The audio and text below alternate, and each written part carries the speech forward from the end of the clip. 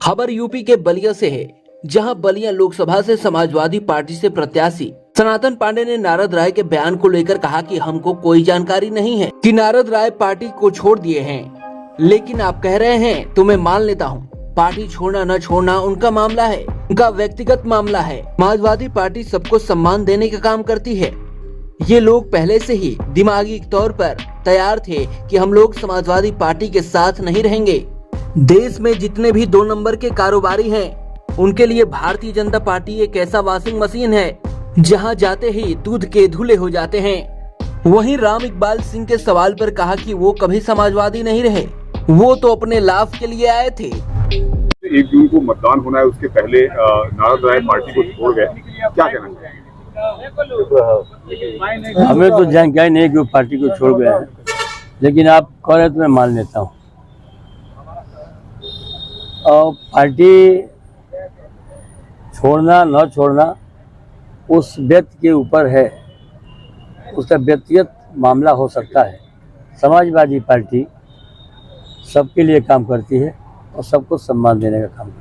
लेकिन उन्होंने जिस तरीके से आरोप लगाया है कि जो सपा के उम्मीदवार हैं सनातन पांडे या फिर जो स्थानीय नेता हैं, उन्होंने साजिश के तहत, षड्यंत्र के तहत उनका अपमान किया।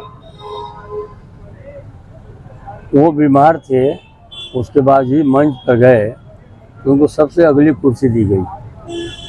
उनसे बुलवाया भी गया, भाषण भी दिए और राष्ट्रपति जी ने स्वयं बुलाकर उनका हाल चाल भी लिया, उनकी तबीयत का भी हाल पूछा।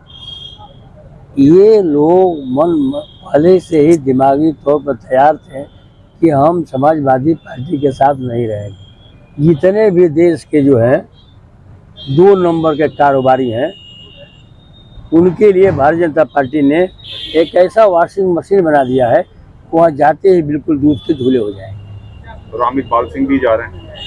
राम इकबाल कभी समाजवादी रहे नहीं, वो तो अपने लाभ के लिए आए थे, अपने लाभ के लिए आए थे।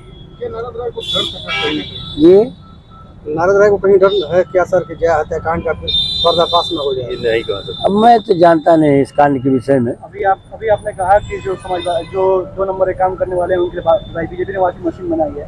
अभी तक सपा में थे तो क्या 2 नंबर वाले नहीं थे वो? हमने उसका नाम ही नहीं लिया, शायद आप दूसरे तक जा रहे हैं। मैंने संपूर्ण भारत के विषय में कहा, लोकसभा को उम्मीदवार हूँ, मैंने आदरणीय नारद राय के लिए नहीं कहा। यहाँ पर अपने तरफ से जोड़ लीजिएगा, आपका काम है। अरे हम भी पीटे गए थे, अभी पीटे गए हैं, हम तो बराबर हो गए हैं।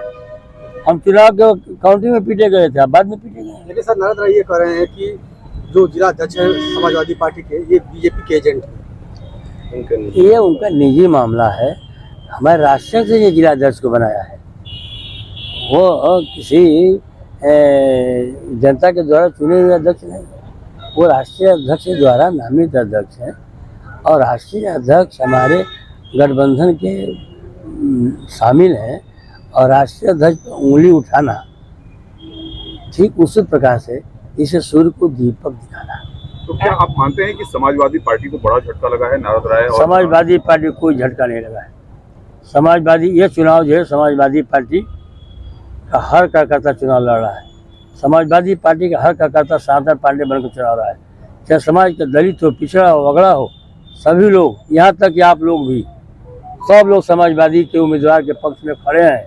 आप कहें चाहे न कहें, आपको कोई डर सता सकती है, लेकिन आपके भी मन में है कि बलिया में लोकतंत्र कायम हो। तो क्या नारद राय के चले जाने से या राम इकबाल के चले जाने से सनातन पांडे के चुनाव पर कोई असर पड़ रहा है? क्या कोई असर पड़ रहा है? ये तो सनातन पांडे का व्यक्तिगत चुनाव है ही नहीं, ये समाजवादी पार्टी की चुनाव लड़ रही है और जनता चुनाव लड़ रही है। हमारी जनता के ऊपर कोई फर्क नहीं पड़ रहा है।